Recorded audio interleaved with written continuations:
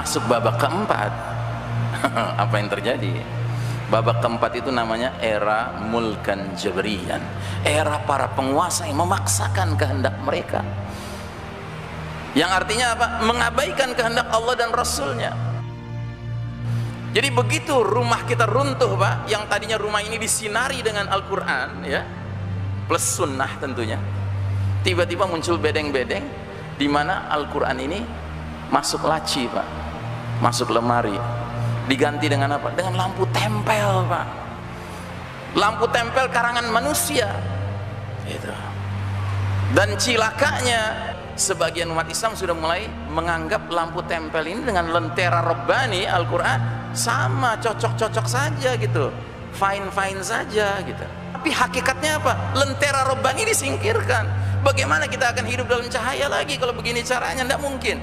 Kita hanya akan kembali kepada kehidupan yang penuh cahaya dari Allah Ta'ala ketika umat Islam dengan kesadaran sendiri mengatakan selesai masanya lampu tempel, sekarang kita kembali hanya kepada kitabullah.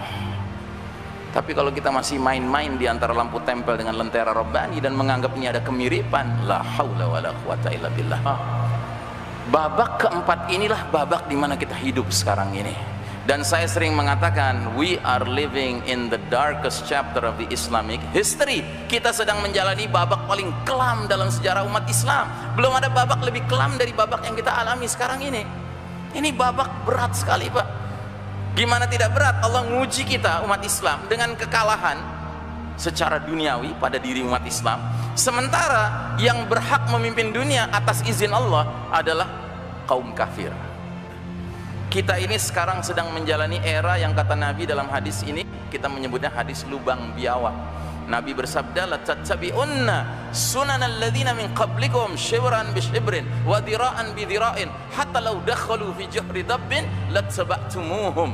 Sungguh kalian umat Islam kelak nanti di akhir zaman akan mengikuti kebiasaan, cara hidup, way of life orang-orang sebelum kalian, sejengkal demi sejengkal, sehasta demi sehasta, sehingga sekiranya mereka yang kalian ikuti masuk lubang biawak sekalipun, kalian terus mengikuti mereka.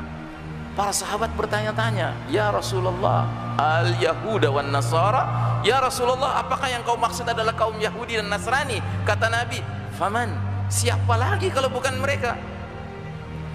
Bayangkan, para sahabat mendengar hadis ini, mereka itu tercengang, heran mereka. Bukan karena tidak percaya dengan Nabi, mereka percaya Nabi tidak pernah bohong.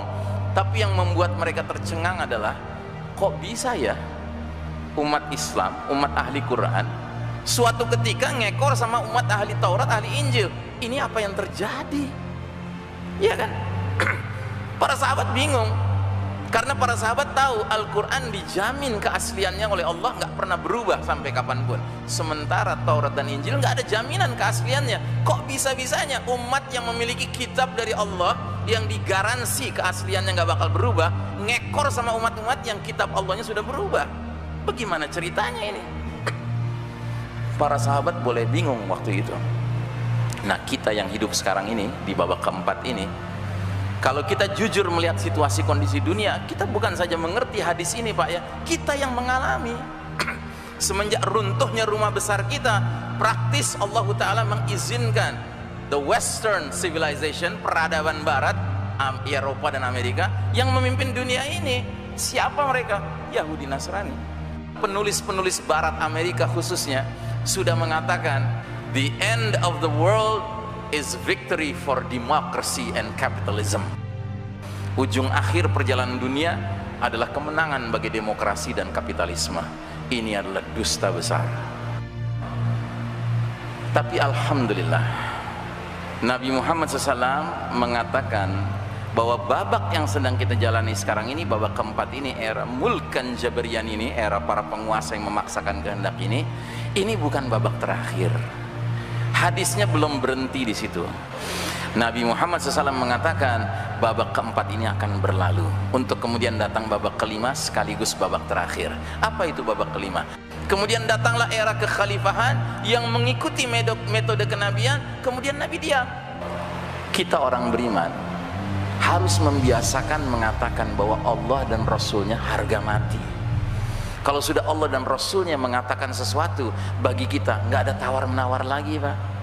Jadi kalau Nabi menggambarkan ujung akhir perjalanan umat Islam ini adalah tegaknya khilafah ala minhajin nubuwah, itu pasti kebaikan. Kenapa? Karena Allah berulang kali menyebutkan wal aqibatu lil muttaqin. Akibat terakhir selalu berpihak kepada orang-orang yang bertakwa. Yang harus kita sadari, tidak mungkin kita berpindah dari era babak yang penuh kezaliman ini menuju babak yang penuh keadilan dan kejayaan kelak nanti dengan mentalitas seperti orang yang maunya jalan-jalan di taman bunga sambil nyanyi-nyanyi main gitar. Nggak mungkin, Pak. Jalan menuju kejayaan itu harus menempuh jalan yang sudah dicontohkan oleh pendahulu-pendahulu kita, Nabi dan para sahabat. Dan itu jalan yang mau tidak mau harus mengerahkan keringat, air mata, bahkan darah, ya. Perpindahan kita dari babak yang sedang kita jalani sekarang ini, the world as we know today, dunia yang kita kenal hari ini, babak mulkan Jabrian, menuju babak khilafah ala minhajin nubuwah, masa kejayaan Islam kembali. Mau tidak mau kita harus menyaksikan masa transisi penuh ujian, cobaan, rintangan, tantangan, bahkan 10 tanda besar akan mengiringi perpindahan kita dari babak keempat ke babak kelima.